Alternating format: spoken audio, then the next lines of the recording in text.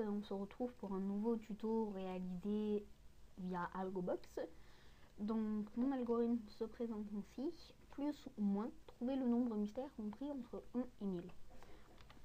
Alors, donc là ce qui est bien c'est que je le paramétrerai de telle sorte à ce que ce soit l'ordinateur qui devine le nombre mystère compris entre 1 et 1000. Donc en fait moi je l'ignore.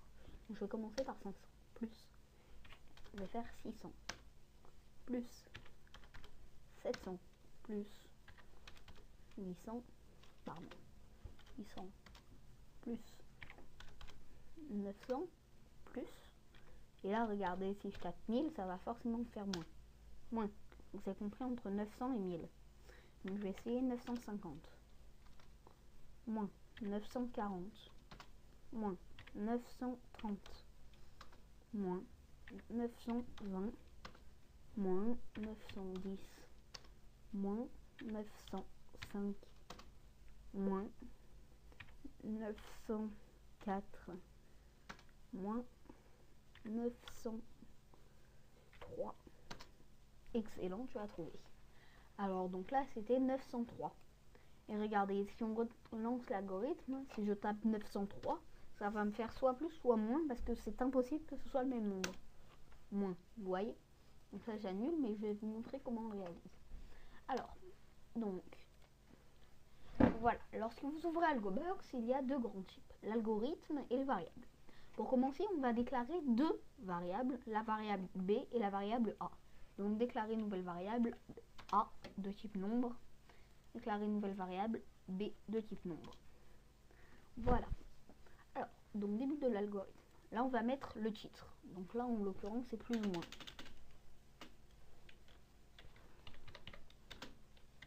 Plus ou moins. Voilà. Une nouvelle ligne. Et là, on va dire ce qu'il faut faire, c'est-à-dire trouver le nombre mystère entre 1 et 1000. Trouver le nombre... Ah, pardonnez-moi. Trouver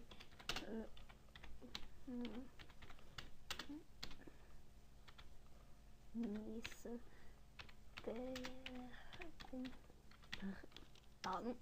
compris en 1 et 1000. Voilà. Hop, on peut mettre un point d'exclamation. Voilà. Alors, maintenant, on va affecter à la variable A la valeur. Alors, pour faire ça, on va affecter valeur à variable. Hop, donc, la variable A prend la valeur de floor, F-L-O-O-R, entre parenthèses random, parenthèse vide, fois 1000 plus 1. Fermez la parenthèse. Hop, donc floor random fois 1000 plus 1. Alors qu'est-ce que ça veut dire? Alors le floor, ça permet de choisir un nombre entier. Vous allez voir là par exemple, si je mets pas le floor, je peux trouver par exemple le nombre pi 3,14, 156, etc. Alors que là, si je mets dans le floor, ce sera forcément un nombre entier comme, je sais pas moi, 203 ou 505. Voilà, ce sera forcément un nombre entier. Alors le random fois 1000 plus 1, ça veut dire que, alors, random, ça veut dire qu'en fait, on va trouver un nombre compris entre 0 et 1. Donc random fois 1000, ce sera un nombre entre 0 et 1000. Et le plus 1, ça évacue le 0, donc ce sera forcément donc, entre 0 et 1, fois 1000 entre 0 et 1000, plus 1 entre 1 et 1000. Voilà. C'est pas si compliqué en fait. Alors là maintenant, vous allez faire une nouvelle ligne. Vous allez ajouter la condition tant que. Donc tant que, alors, B est nettement supérieur à A ou B nettement inférieur à A, et vérifier alors. Début de tant que. Alors là, on va faire une nouvelle ligne. On va mettre ajouter lire variable. lire variable B. Et là, on va marquer... Alors, hop, là, on va faire une condition, c'est la condition si, alors. Si B est supérieur à A, hop, et donc là, on va marquer plus, moins, pardon. Ça veut dire qu'en fait, si tu as plus grand que le nombre choisi par l'ordinateur, ça va écrire moins. Voilà. Voilà. Ici, hop, nouvelle ligne. Ajouter si alors.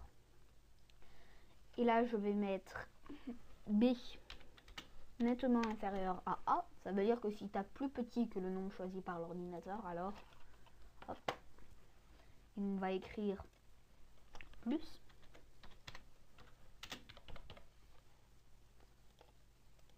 Voilà.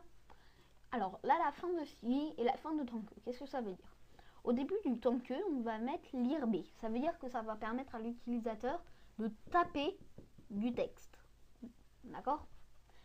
La condition, c'est le tant que, en fait. Tant que B est inférieur à A ou B supérieur à A. Voilà. Ça, en fait, ça va se répercuter là et là.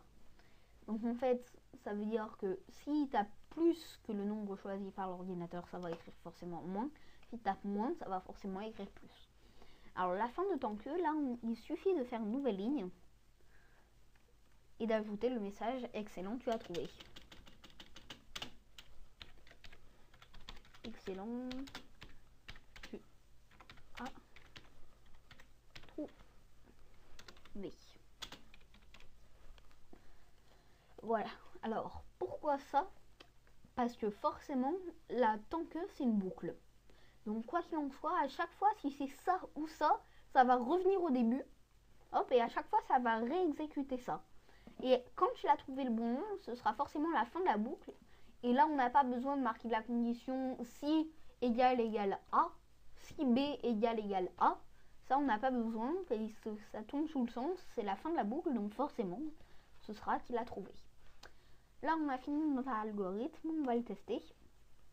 Lancer l'algorithme.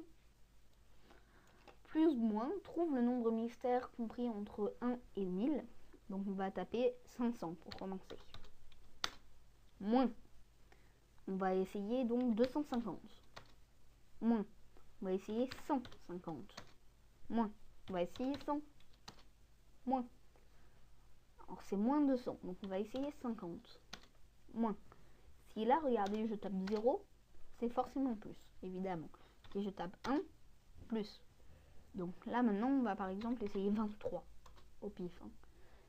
Donc 25 plus 50 moins. Donc c'est entre 25 et 50. Je vais essayer 26 plus 27 plus 28 plus 29 plus 30 plus 40 moins. C'est entre 30 et 40. Je vais essayer 35. Vous voyez, ça peut être des nombres très complexes. 35 plus 36 plus 37 plus 38 plus 39. Excellent, tu as trouvé. Voilà, donc ça peut être des nombres durs à trouver, comme celui-ci par exemple. Entre 1 et 1000, il me trouve que 39.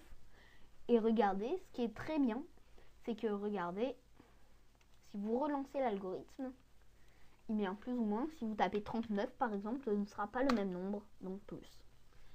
Voilà, merci de m'avoir regardé, à bientôt pour un prochain tuto. Bye bye.